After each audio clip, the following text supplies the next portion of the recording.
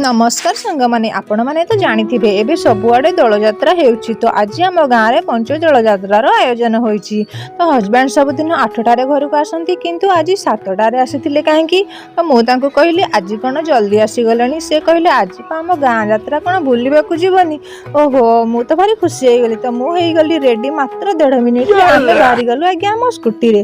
तो दोलर main part है गौड़बाड़ी खेल हेले आम देखी नबारी जात्रा बुली दे घर को आसीथिलु कहीं भिड़ प्रबल।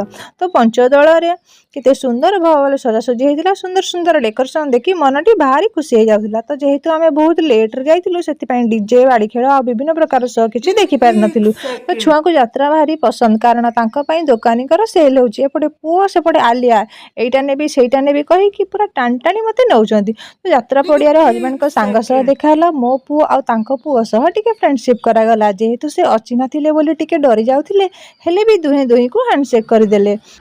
जात्रा रे खाइबा किछि भल न थाई बोली सिझाटा 2टा खाइलु पुओ पाई बेलून टे किनिकी घर को आसिलु। खाली बेलून नुह आज्ञा बहुत किछि अछि पदटा पड़ियो बोली एमिति टिके कहि दोछि। तो पुओ गोटे मास्क भी आनिथिला ताकू पिंधेकी घर समस्त को आसी डराइला। तो आजिर वीडियोटी एइठी रहिली सब्सक्राइब करिवे बोली आशा रे रहिली। पुणी देखा नेक्स्ट वीडियो रे रहउछि आज्ञा नमस्कार जय जगन्नाथ।